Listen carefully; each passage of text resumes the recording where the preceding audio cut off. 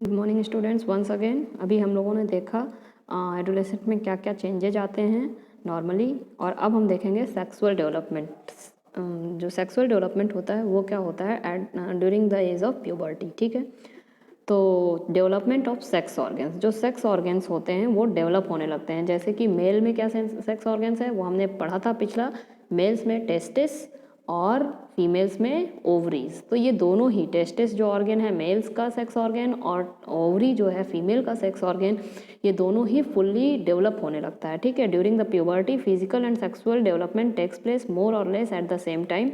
The sex organs of boys and girls start developing. Testis, इसको underline कर लीजिए, testis in boys mature, they start producing semen, वो semen produce करने लगते हैं। ठीक है, in girls the reproductive organs are strengthened, the ovaries enlarge and the production of ova begins। Girls में क्या है, सेक्स ऑर्गन ओवरी है तो उसमें भी प्रोडक्शन ऑफ ओवा स्टार्ट होने लगता है। द ओवरीज रिलीज मैच्योर ओवा, ओवरी जो है वो स्टार्ट हो जाता है जो कि मैच्योर ओवा अब रिलीज कर सकता है। The girls start their monthly menstrual cycle, girls में मंथली मेंस्ट्रुअल साइकिल भी स्टार्ट हो जाता है। अब ये मेंस्ट्रुअल साइकिल क्या है वो हम लोग नेक्स्ट पढ़ेंगे, जब वो डिटेल में पढ़ेंगे तब उसके बारे में जानेंगे। बस ये याद करिए कि बॉयज़ में टेस्टिस जो है सेक्स ऑर्गन वो डेवलप होने लगता है, गर्ल्स में ओवरी डेवलप होता है, बॉयज़ का टेस्टिस जो है वो स्पर्म बनाने लगता है, सीमेन रिलीज़ करने के काबिल हो जाता है, गर्ल्स का ओवरी जो है वो ओवा रिलीज़ करने लगता है, और गर्ल्स में मेंस्ट्रुअल साइकिल भी स्टार्ट हो जाता है क्योंकि मेंस्ट्रुअल साइकिल टोटली रिलेटेड है प्रोडक्शन ऑफ ओवा से। ठीक है, development of secondary sexual characters, कुछ सेकेंडरी, ये प्राइमरी सेक्सुअल कैरेक्टर्स थे, कुछ सेकेंडरी सेक्सुअल कैरेक्टर्स भी डेवलप होते हैं। जैसे कि the development of secondary sexual characters also takes place. It starts in boys with appearance of pubic and facial hair। आप फेसियल, फेस में हेयर देखेंगे, प्यूबिक और भी इंटरनल पार्ट्स में हेयर देखेंगे कि हेयर डेवलपमेंट होने लगता है, बॉयज़ में अपीयर होने लगता है। गर्ल्स में breast starts developing, the breast of the girls they also starts developing and the appearance of pubic hair takes place, there also pubic hair appearance takes place. Body hair also becomes prominent, जो पूरी body में hair है they also become prominent in boys. ठीक है, and in girls सम, जितना उसमें prominent होना है बॉडी हेयर उतना प्रोमिनेंट होगा, बॉयज़ में ज़्यादा दिखता है। ठीक है, चलिए, changes in hormonal balance, hormones की वजह से सारे चेंजेस हो रहे हैं बॉडी में, और हार्मोन को बैलेंस भी करते हुए ये सारे चेंज होंगे।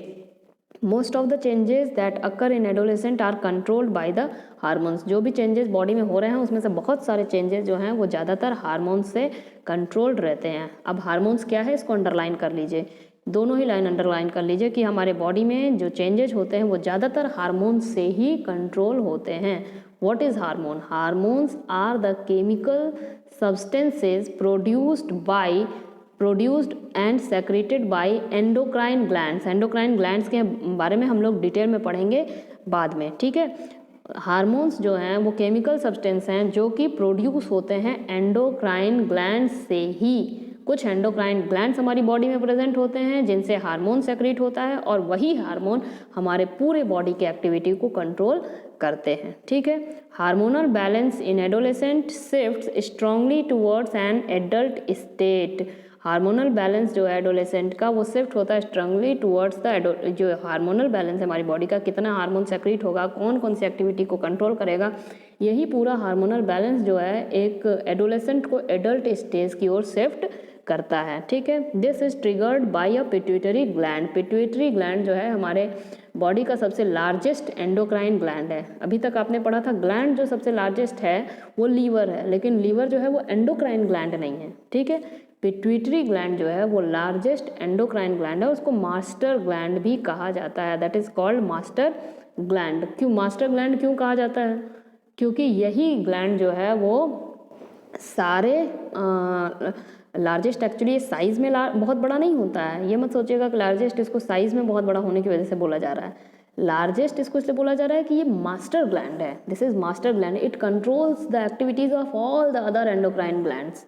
ठीक है, तो साइज़ में छोटा ही होता है ये, लेकिन it controls the size of all the size बोल रहे हैं, all the activities of the other glands, जो भी बाकी के ग्लैंड्स आपके एंडोक्राइन ग्लैंड्स जो आपकी बॉडी में प्रेजेंट हैं वो क्या सेक्रेट करेंगे, कितना सेक्रेट करेंगे, कब सेक्रेट करेंगे, वो सारी चीज़ें पिट्यूटरी ग्लैंड से सेक्रेट होने वाले हार्मोन्स कंट्रोल करते हैं, इसीलिए इसको मास्टर ग्लैंड कहा जाता है। ठीक है, pituitary gland secretes hormones, these influence the production of testosterone from testis in boys and estrogen and progesterone from ovaries in girls. ये पूरा लाइन जो है ना स्टूडेंट बहुत इंपॉर्टेंट है। देखिए, जो पिट्यूटरी ग्लैंड होता है, चूँकि ये सारे दूसरे ग्लैंड्स को इन्फ्लुएंस करता है कि क्या सेक्रेट करना है, उसी तरीके से ये टेस्टिस जो ग्लैंड है इसको भी इन्फ्लुएंस करता है कि टेस्टोस्टेरॉन जो कि मेल हार्मोन है, जो कि आप रिप्रोडक्शन में पढ़े थे, उसको इन्फ्लुएंस करता है टेस्टिस को कि कितना टेस्टोस्टेरॉन सेक्रेट करना है, कितना नहीं करना है।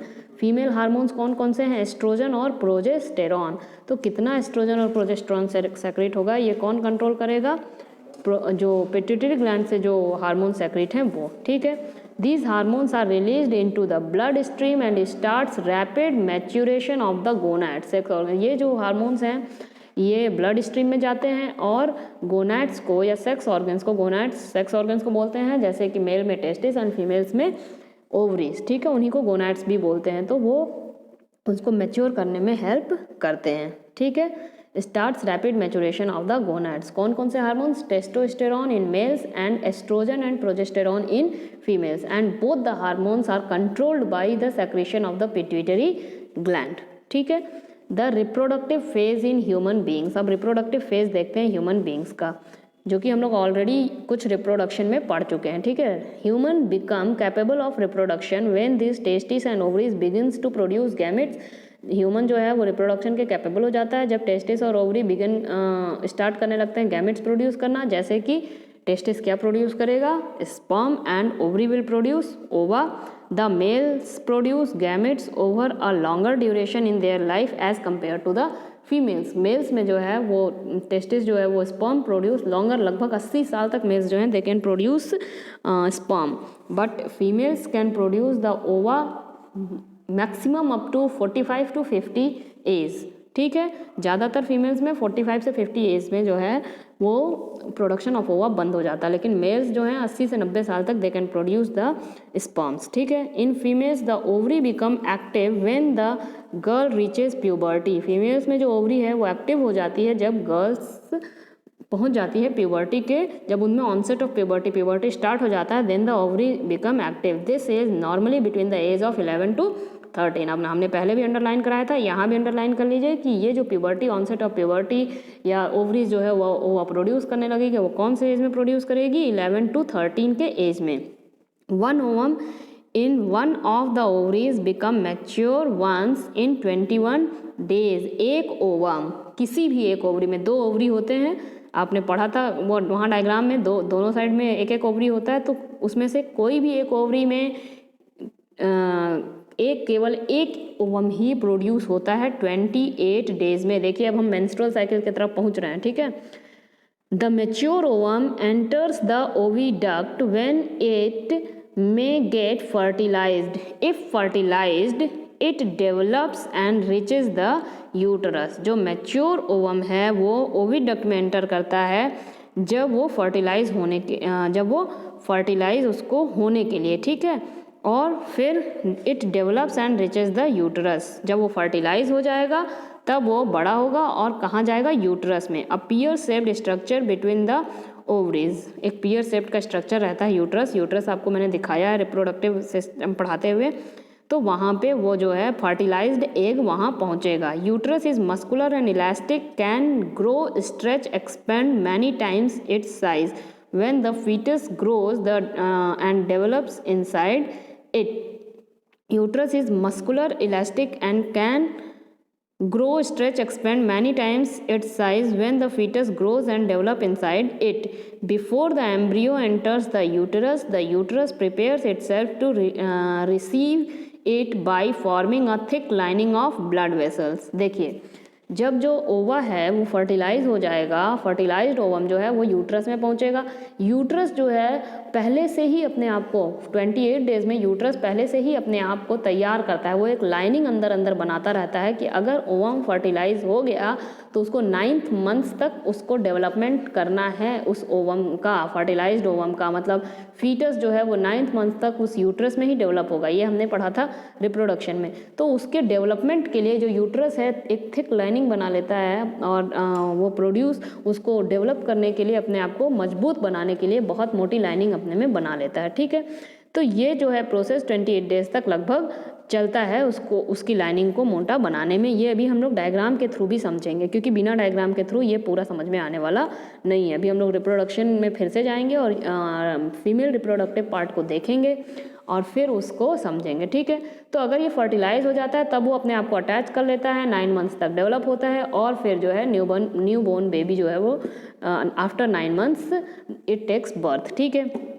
लेकिन तब क्या होता है अगर ये फर्टिलाइज नहीं होता है तो, ठीक है।